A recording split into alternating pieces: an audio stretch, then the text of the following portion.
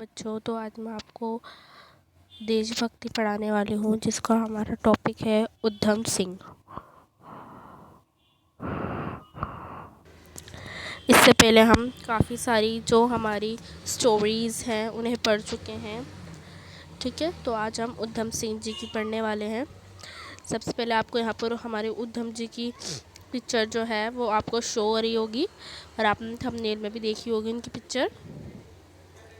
तो चलिए शुरू करते हैं। पंजाब के अमृतसर के जलियांवाला बाग में हुए नरसंहार के पूरे भारत में गुस्से की लहर फैल गई थी। मैंने आपको पहले वाली वीडियो में भी बताया था कि जो जलियांवाला बाग में हत्याकांड हुआ था, उसकी वजह से क्या हो गया था, नरसंहार पूरे शहर में फैल गई थी। नाराज़गी जो था, गुस्सा जो था, वो फैल गया था। इस घटना से हज़ारों लोग प्रभावित हुए थे, पर इस घटना से एक बच्चा इतना ज़्यादा गुस्से में था कि उसने जनरल डायर को जान से मारना अपने जीवन का उद्देश्य बना लिया था। जो वो बच्चा कौन है? वो बच्चा ही हमारे उधम सिंह जी हैं। ठीक है, इन्हें जब जलियांवाला बाग हत्याकांड हुआ था, जब वहाँ पर जो जनरल डायर था, उन्होंने वहाँ पे अंधाधुंध गोलियाँ जो चलाई थी, उससे जो हमारे उधम सिंह जी थे वो बहुत ज़्यादा गुस्से में थे, नाराज़ थे। और जब उधम सिंह जी बच्चे थे, देखो ये बात इसमें की गई है, बच्चा जो थे वो उधम सिंह जी थे। आगे बढ़ते हैं। ये बच्चा था सरदार उधम सिंह, जिसने अपनी आँखों से डायर की करतूत देखी थी।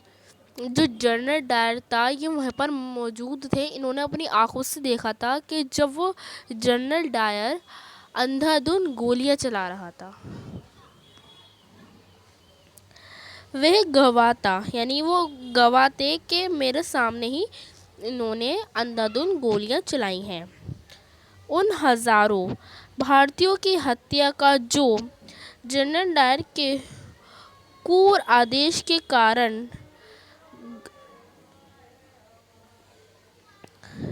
घेरकर मार दिए गए थे। उस दिन उधम सिंह ने जलियांवाला बाग की मिट्टी हाथ में लेकर प्रतिज्ञा ली कि जनरल डायर को तत्कालीन पंजाब के गवर्नर माइकल ओ डायर को सबक ज़रूर सिखाएगा। इसके लिए वे छोटी सी उम्र में ही क्रांतिकारियों के साथ शामिल हो गए। जब इन्होंने ये कांड देख लिया, जलियांवाला हत्याकांड जो है वो देख लिया, तो इन्होंने शपथ ले ली कि मैं इस जो जनरल डायर हैं इसको मार के रहूँगा। ये जब ये छोटी सी उम्र के थे, इन्होंने जब ही शपथ ले ली थी। ठीक है,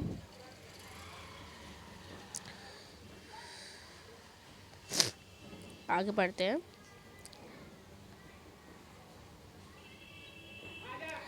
अपनी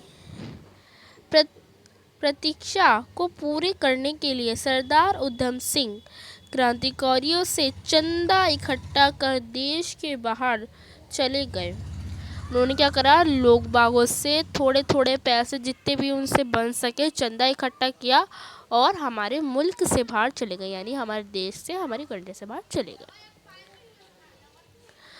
उन्होंने कई देशों की यात्रा की और अंग्रेजी सरकार से लड़ने के लिए काफ़ी पैसे जुटाए।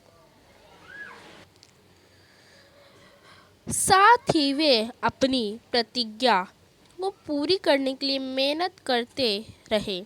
इसी बीच उधम सिंह को पता चला कि उनके लंदन पहुंचने से पहले जनरल डायर बीमारी के चलते मर गया। ये देखो, वो देश से, यानी हमारे मुल्क से कहाँ बाहर गए थे? वो लंदन गए थे। ठीक है, सो जब वो लंदन पहुंच गए, उन्हें पता चला कि जो जनरल डायर है वो बीमार था और बीमारी के कारण उसकी मृत्यु हो गई, उसकी डेथ हो गई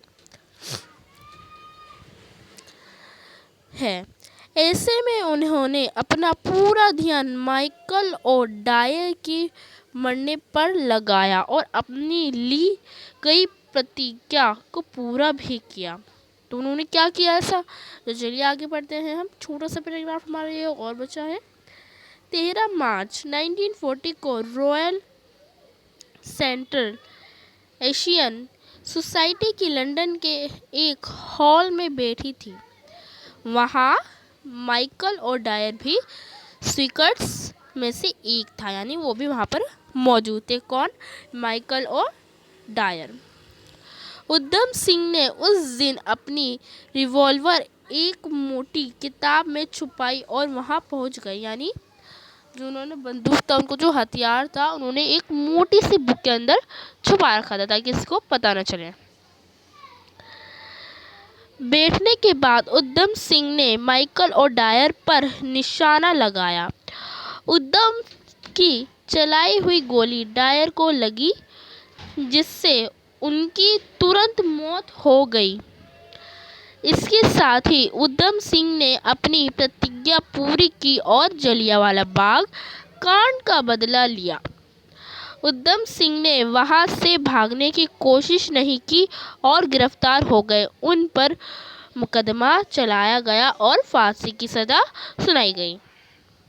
यानी उधम सिंह ने जब उन पर गोली चलाई, किस पर? माइकल और डायर पर, तो मर गए एक ही गोली में। फिर जो हमारे उधम सिंह जी जो थे, वो वहाँ से भागे नहीं। उन्होंने वहाँ पर डट कर खड़े रहे कि हाँ, मैंने ही इसे मारा है, और उन पर मुकदमा चला दिया गया और फांसी की सज़ा हो गई। फांसी की सज़ा उन्होंने अपने देश के लिए दी थी। ठीक है, सो बच्चों, यही थी आज की कहानी। आई होप आपको समझ में आई होगी। और हमारे उधम सिंह जी की जो भी इनके बीच में जो कहानी थी, किस तरीके से उन्होंने हमारे देश के लिए जो भी किया है वो पता चला। सो अगली वीडियो में मिलते हैं। Take care, bye bye.